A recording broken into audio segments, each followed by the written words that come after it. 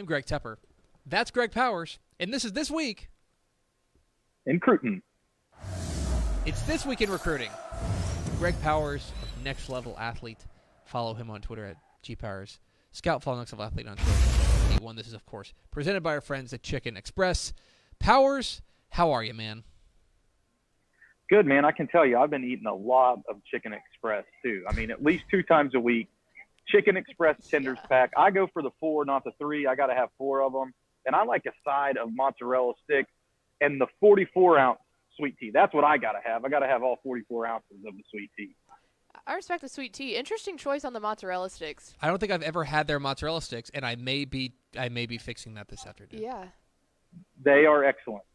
Okay. A lot to get to, not just mozzarella sticks, although I would love to spend another 30 minutes breaking that down. Oh, me too. A lot of recruiting news across the state to get to. We're going to start with our prospect on the rise. Our prospect on the rise going to Houston Strake Jesuit tackle Max Merrill, who picked up an offer this week from Texas.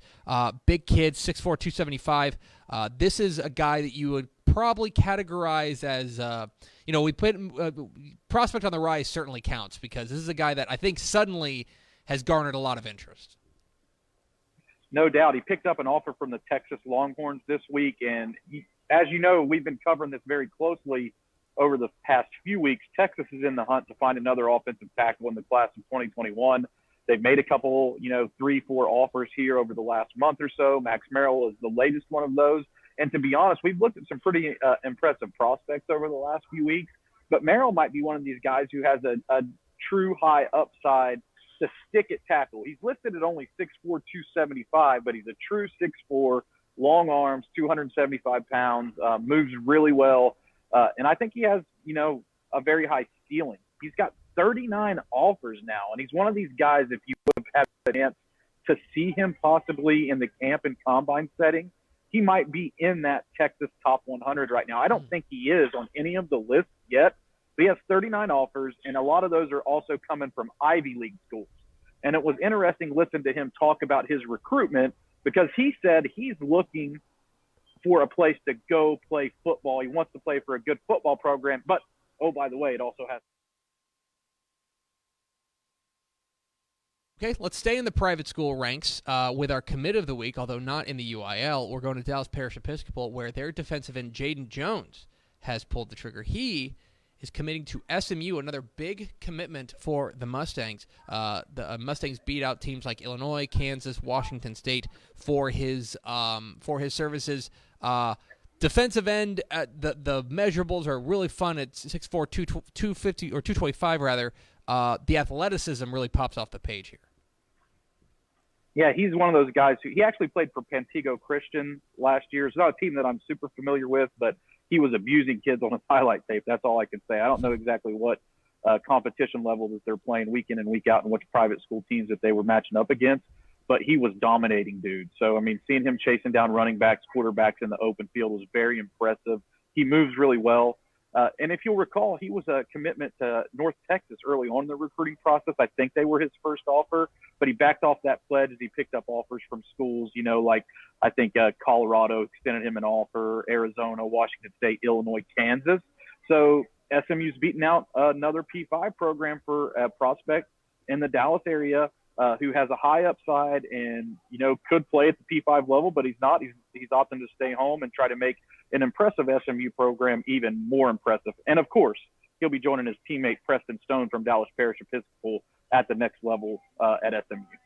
Yeah, a lot to like about this kid and a lot to like about the way that SMU's 2021 class is coming around as they pick up a commitment from now Dallas Parish Episcopal defensive end, Jayden. Let's move on to our underclassman of the week. Our underclassman of the week is a guy we talked about a couple of weeks ago, and I seem to recall talking about this very topic. Porter from Memorial 2022 cornerback Jalen Gilbo has committed this week, and I recall us having a conversation about him narrowing down a top 3 or a top 5, and us kind of saying, "Oh man, kind of remarkable that there's no Texas in his list." Lo and behold, here we are a couple of weeks later talking about Jalen Gilbo, Texas commit. What happened? Surprise, surprise. we thought that Texas was in a good spot to land and was really surprised that they weren't on the top 5 list. So he did release that top 5. It was Texas A&M, Alabama, I think LSU maybe, and then a couple of real surprises from far away from home, Oregon and Penn State. But he did opt to stay closer to home, and he committed to the Longhorns. And, it's a huge pickup. He has a chance to be one of the top, definitely probably a top 25 prospect in the class of 2022. He's a very versatile defensive back because he'll come up and lay the wood, but he also has the ability to hang with receivers deep down the field in coverage, and he's big, 6 foot, 175 pounds. So he has that desired measurables that colleges love. I think the one thing that, you have to be concerned about if you are a Texas fan, Texas A&M was his first offer. Texas A&M made that top 5 list. Mm-hmm. And he didn't pick Texas A&M.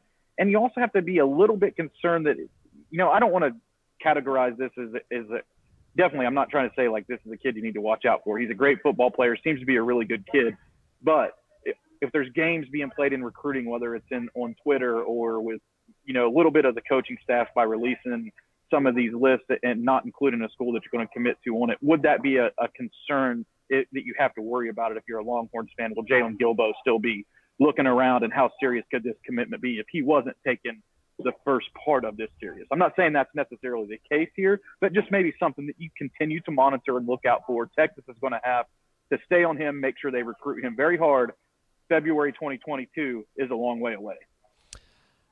Conspiracy powers. I like it. All right, let's move on. Wrap it all up with our Recruit of the Week. Our Recruit of the Week, a guy I know we've talked about, a guy on the Dave Campbell's Texas Football Whataburger Super Team in the magazine. It is Austin LBJ 2021 safety Andrew Mukuba, and he has said he's going to commit at the beginning of October. October 1, he has set his commitment date. He has 35 offers all over the place. Seems like Texas, Clemson, LSU seem like they're in the best position. This is a guy who, look, number 1 safety in our in the top in the Hot 100, the number 29 guy in our Hot 100 overall. What do we read into Andrew Mukuba setting this commitment date? Did you not want to throw Missouri out there, Tep, on this one? I mean, he does have Missouri in that top group of schools. This is you just me. You just didn't want to get the hope up. I'm a fatalist Mizzou grad, and I just think that if it's going to be Texas, Clemson, LSU, and Missouri, there's a clear 4th place there. That's just me. I'm a fatalist. I think Texas has a pretty good shot at Mukuba. He plays at Austin LBJ. It's right in his backyard. They're in need of defensive back still in this class, and he's the number 1 safety in the state. So this is something to really watch out for. What I think will be interesting is he does commit to Texas. I think his teammate is committed to Oklahoma, so that's going to create an interesting dynamic right there on defense every week at Austin LBJ, as they have possibly players committed to both Red River rival schools here in a couple weeks. But certainly this is a reason for fans of Austin LBJ and fans of Texas high school football in general to go out and watch these games. If you're in the Austin area, you got to go out and check out Andrew Mukuba this year. He's an amazing athlete on both sides of the football. He brings the wood on defense, and he's amazing in the open field with the football in his hands when he's on the offensive side of the ball. And he's a return man, too, so one of the most exciting players in the state. A guy to keep an eye on there, and Andrew Mukuba, as he will be pulling the trigger in about a week. Another guy we always keep an eye on, Greg Powers, Next Level Athlete. Follow him on Twitter at GPowerScout. Follow Next Level Athlete on Twitter at Next Level D1. Powers, appreciate your time. We will do this again next week. I'll see y'all then.